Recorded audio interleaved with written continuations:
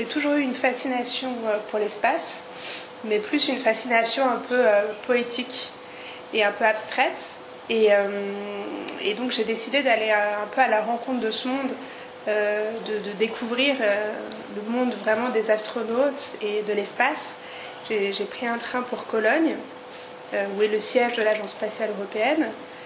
Et là, j'ai commencé à rencontrer des entraîneurs, des astronautes, voilà.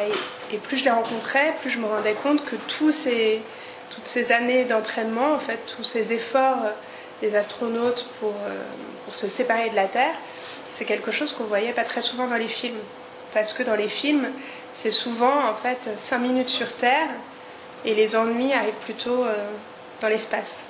En fait, en chemin, je me suis rendu compte que j'ai commencé à découvrir cette figure de la femme astronaute, et je me suis rendu compte que ce dont je voulais parler, c'était d'un rapport mère-fille.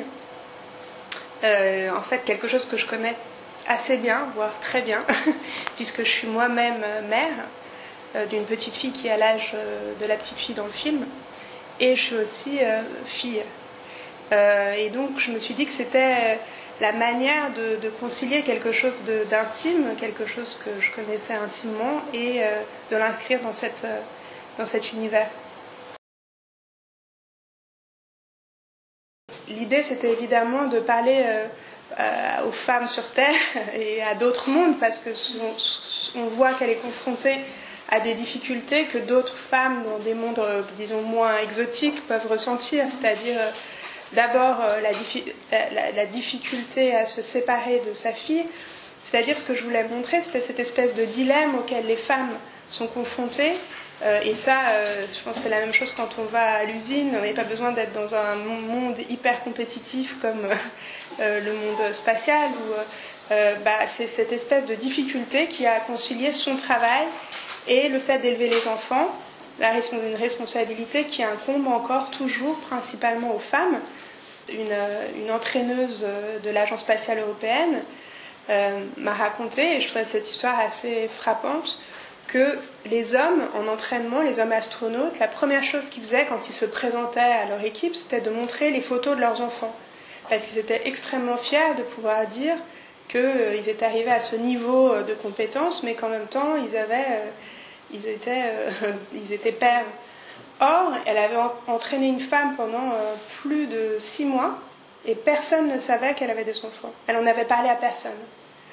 Donc, moi, c'est quelque chose qui me touche énormément, et c'était aussi une manière de montrer les difficultés auxquelles les femmes étaient confrontées, c'est-à-dire à la fois la gestion, en fait, concrète des choses de l'organisation, mais aussi une forme de, ce qu'on voit dans le film, de culpabilité à travailler, qui vient de cette espèce de construction sociale, de l'idée que la mère parfaite, c'est d'ailleurs Matt Dillon qui le dit dans le film à Eva Green, la mère parfaite n'existe pas. Et voilà, du coup, pour moi, c'était important, en fait, de faire un film qui ramènerait, en fait, cette question des enfants, en fait, puisque les super-héroïnes dans les films n'ont jamais d'enfants. Les scénaristes, en fait, se disent qu'en fait, avoir des enfants, ça va la détourner de sa mission, alors que dans la vie, les femmes ont des enfants. C'était à la fois des contraintes de tournage assez lourdes, parce qu'il y a eu déjà beaucoup d'autorisations à demander. Donc on avait le soutien de l'Agence spatiale européenne, mais ce n'était pas forcément suffisant, parce qu'il a fallu aussi, avec la production russe, la logistique de tournage était assez lourde du fait de tourner en conditions réelles. Puis ces bases militaires, c'était ces checkpoints, il fallait concilier ça avec les équipes de pays différents aussi avec qui on tournait. Mais après, c'était en même temps très, inspirant pour moi, mais aussi pour les acteurs, parce que c'est vrai que quand on tourne sur le pas de tir d'où on quitte cette planète, c'est pas exactement comme d'aller sur un plateau de cinéma, c'est pas la même charge émotionnelle en fait. Ça, plus le fait qu'on côtoyait des astronautes qui s'entraînaient en même temps dans les centres dans lesquels, donc des astronautes du monde entier, des astronautes italiens, russes, américains, qui étaient complètement hallucinés d'ailleurs de nous voir là. Et donc l'entraînement des astronautes, de nos astronautes acteurs, ça a été... déjà, il y avait une sorte de condition physique pour Eva Green à acquérir, parce qu'on avait rencontré aussi beaucoup Thomas Pesquet et Claudie Nieret. Faut comprendre qu'en fait, moi, j'ai vraiment écrit le scénario avec le concours de tous les... l'écriture a duré 2 ans. C'est pas comme si j'avais appelé des conseillers techniques. J'ai vraiment écrit avec eux en recueillant les témoignages des astronautes, en essayant d'être le plus proche possible de la réalité. Ce qu'on voit dans le film est très proche de la réalité. Et Eva avait remarqué que Claudie Nieret avait des bras extrêmement musclés. Et c'est vrai que quand on lui donne un coup comme ça, c'est assez saisissant de voir...